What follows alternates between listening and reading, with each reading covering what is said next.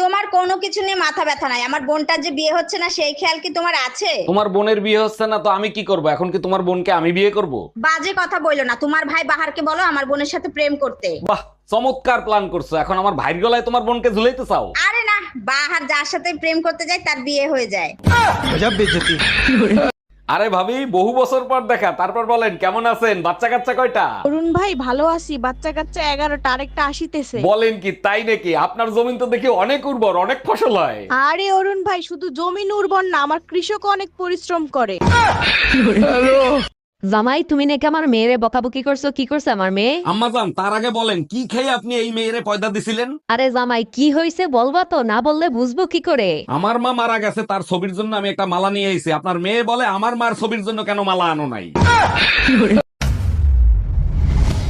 বাবু, তুই এই মেরে ফিরাই দে, তুই এই মেরে বিয়ে করিস নে। তোর বাবা তোর জন্য যে মেয়ে দেখছে সে আরো অনেক রূপবতী।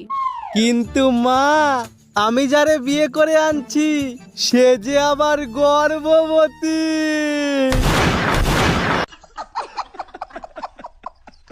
একটা মেয়ে আর কত দিকে সামলাবে? একটা মেয়ে আর কত দিকে সামলাবে? তোমার বাড়ি সামলাবো নাকি তোমার বাবা মা সামলাবো নাকি তোমার বাচ্চাকে সামলাবো? ওরে তুই শুধু তোর মুখটা সামলা, বাকি সব এমনি ঠিক হয়ে যাবে।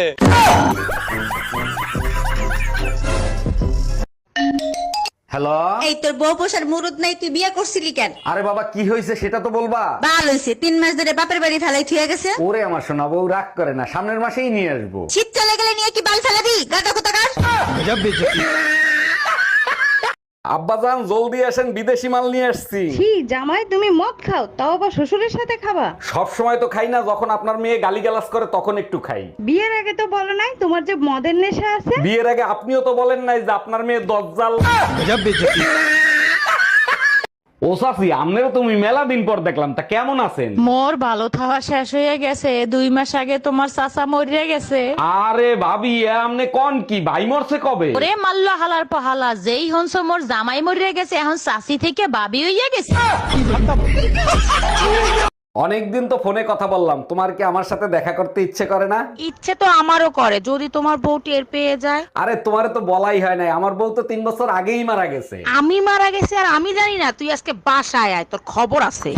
টাকা পয়সা সোনা দানা যা আছে বের কর, নইলে তোর বউরে মাইরিয়ে ফেলাবো। ভাই আমার কথা শোনেন। প্লিজ ভাই, আগে উনার কথাটা শোনেন, তারপরে আপনি যা খুশি তাই করেন। ভাই আপনি যা চান তাই দেবো, ওরে আপনি তাড়াতাড়ি ছেড়ে দেন। বউয়ের জন্য এত ভালোবাসা জীবনে কোনোদিন দেখি নাই। আরে কিসের ভালোবাসা, যে কোনো সময় বউ চলে আসতে পারে, ও তো পাশের বাড়ির ভাবি।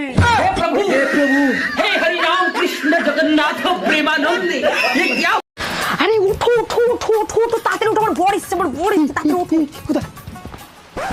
1 মিনিট, আমি তো তোমার বর। হ্যাঁ, আমিও সেটাই বলছি, তুই তো আমার বর। তাহলে কোথায় যাচ্ছিলি? কার বাড়িতে প্রত্যেকদিন কোথায় যাও? হ্যাঁ,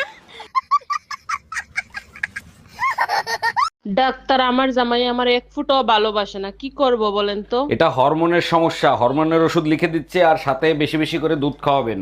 আরে ডাক্তার, দুধ তো সে প্রতিদিনই খায়, তাতেও কোনো ফল পাচ্ছি না। ফল অবশ্যই পাবেন, যে দুধ বিড়ালে খায় না সেই দুধ খাওয়াবেন। এই দেখো তো ফোন বাজছে, কে ফোন করলো? পাশের বাড়ি বৌদি ফোন করেছে। ফোনটা স্পিকারে দাও। হ্যালো। হ্যালো বৌদি, বলছি দাদা বাড়িতে আছে গো? কেন? না আসলে আমার রান্নাঘরে না একটা আরশোলা ঢুকে গেছে, আর আমি আরশোলা খুব ভয় পাই। দাদাকে একটু পাঠাবে, তাহলে আরশোলাটা এসে তাড়িয়ে দিত। দাদা তো বাজারে গেছে গো। আচ্ছা ঠিক আছে। এ নাও, বাজার থেকে চলে এসেছি।